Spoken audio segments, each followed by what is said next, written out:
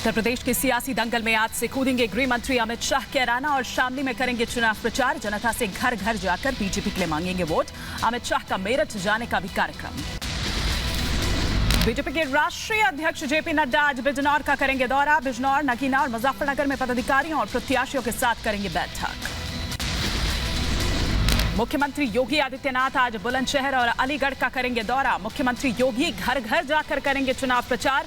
वहीं प्रमुख सामाजिक व्यक्तियों के साथ भी करेंगे बैठक।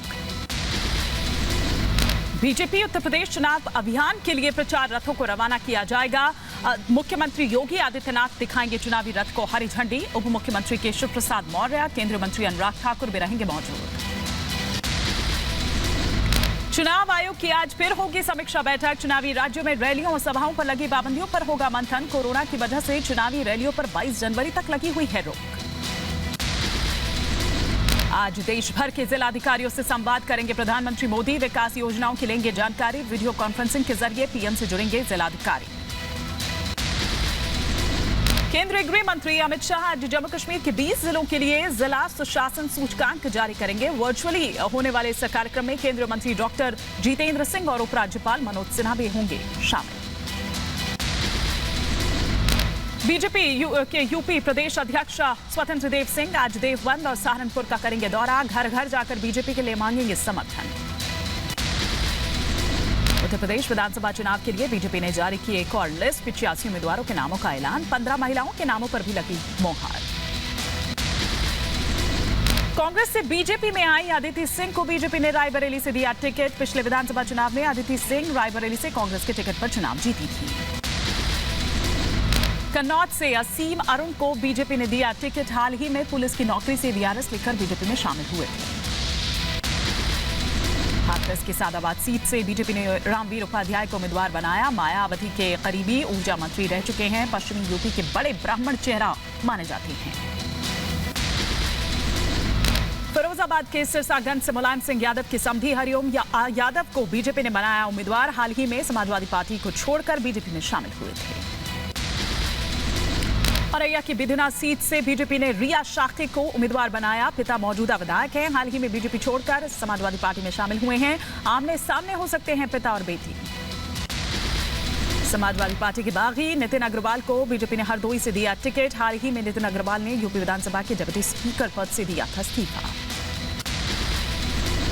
लखनऊ में चुनाव आयोग से समाजवादी पार्टी ने बीजेपी की शिकायत की। आचार संहिता उल्लंघन का लगाया आरोप। कहा सरकारी किताब बांटी जा रही है। उत्तर प्रदेश चुनाव के लिए मुख्यमंत्री योगी ने बीजेपी के चुनावी गाने को किया लॉन्च। गाने में बीजेपी का नया नारा, सोच ईमानदार काम असरदार, यूपी फिर मांगे बीजेपी सरकार। लखनऊ से मुख्यमंत्री योगी का विपक्ष पर करारा हमला। कहा दंगाइयों को पहले सत्ता का संरक्षण मिलता था, हमने दंगाइयों के पोस्टर्स लगाए।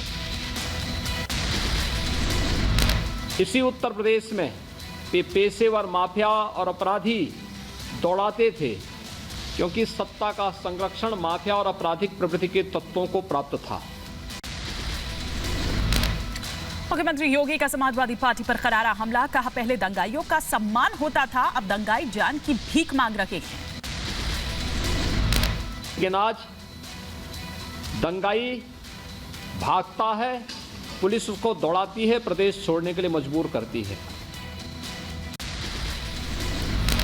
आगरा में बीजेपी अध्यक्ष जेपी नड्डा ने बीजेपी कार्यकर्ताओं को दिया जीत का मंत्र। कार्यकर्ताओं को बूथ पर काम करने के निर्देश दिए। कहा घर घर जाकर लोगों से करें मुलाकात। समाजवादी पार्टी पर मुख्यमंत्री योगी का बड़ा हमला। ट्वीट कर लिखा, एसपी का मूल चरित्र लोकतांत्रिक, आपराधिक, एसपी दंगाई प्रेमी और तमंचावादी। मुख्यमंत्री के चेहरे के सवाल पर प्रियंका गांधी का बयान। कहा क्या आपको कोई और चेहरा दिख रहा है? सब जगह मेरा ही चेहरा तो दिख रहा है। मुख्यमंत्री के चेहरे को लेकर अक्सर सवाल उठते रहते हैं। आपको किसी और का चेहरा दिख रहा है? यूपी में कांग्रेस पार्टी की तरफ से। उत्तर प्रदेश में प्रियंका गांधी पर बीजेपी हमलावर। डिप्टी सीएम दिनेश शर्मा ने कहा परिवारवाद ने कांग्रेस को डुबोया। प्रियंका के चेहरे बनने से कोई फर्क नहीं पड़ने वाला। प्रियंका गांधी पर मोदी सरकार के मंत्री एसपी बघेल का जोरदार हमला। कहा सीएम तो छोड़िए, कांग्रेस दहाई का आंकड़ा भी नहीं छू सकती। उत्तर प्रदेश में सीएम चेहरे के लिए प्रियंका के सामने आने पर शाहनवाज हुसैन ने किया पलटवार। बोले 3 राज्यों में कांग्रेस 0 पर आउट, अब यूपी में भी यही होगा। यूपी बीजेपी के प्रवक्ता राकेश त्रिपाठी ने पूछे सवाल, प्रियंका कैसे सीएम का फेस बनेंगी? वो चुनाव भी नहीं लड़ रही हैं, उनकी पार्टी इतनी सीट भी नहीं जीत पाएगी कि विधान परिषद का कोई ऑप्शन रहे। उनको पहले लोकतंत्र में समझ रखनी पड़ेगी ना कि मुख्यमंत्री होने के लिए किसी न किसी सदन का सदस्य होना पड़ता है। विधान परिषद में संख्या नहीं है, विधानसभा लड़ना नहीं चाहती हैं या लड़ने से डर रही हैं। वो जानती हैं कि उनकी हार स्वाभाविक है। उत्तर प्रदेश के युवाओं के लिए भर्ती विधान के नाम से कांग्रेस का घोषणा पत्र जारी। 20 लाख सरकारी नौकरियों समेत 8 बड़े वादे किए गए। कांग्रेस महासचिव प्रियंका गांधी ने कहा, उत्तर प्रदेश के युवा रोजगार के लिए परेशान, परीक्षा घोटाले की समस्या को करेंगे दूर। कांग्रेस नेता राहुल गांधी ने कहा, हम एक नया उत्तर प्रदेश बनाना चाहते हैं। उत्तर प्रदेश के युवाओं को एक नए विजन की जरूरत है। बीजेपी का विजन पूरे देश का विजन नहीं।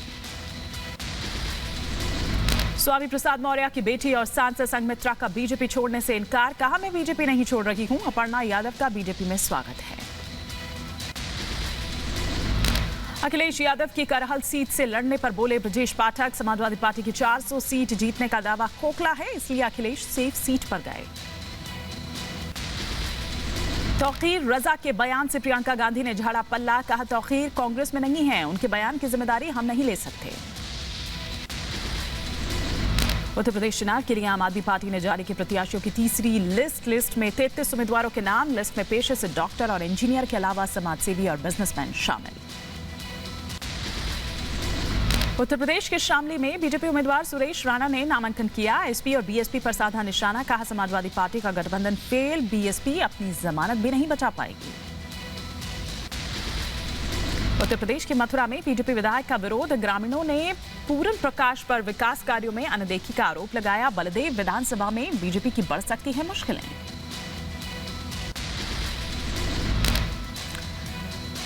उत्तर प्रदेश विधानसभा चुनाव के लिए पीस पार्टी ने पहली लिस्ट जारी की। पहली लिस्ट में 10 उम्मीदवारों के नाम। यूपी में पीस पार्टी और राष्ट्रीय उलेमा काउंसिल गठबंधन में चुनाव लड़ रही है। दिल्ली के मुख्यमंत्री अरविंद केजरीवाल पर मानहानि का केस करेंगे पंजाब के मुख्यमंत्री चरणजीत सिंह चन्नी। अवैध खनन मामले में चन्नी के भतीजे पर ईडी की छापेमारी के बाद केजरीवाल ने लगाए थे आरोप। सीएम चन्नी का केजरीवाल पर आरोप। कहा, दूसरों की छवि बिगाड़ना और बेबुनियाद आरोप लगाना केजरीवाल की आदत है।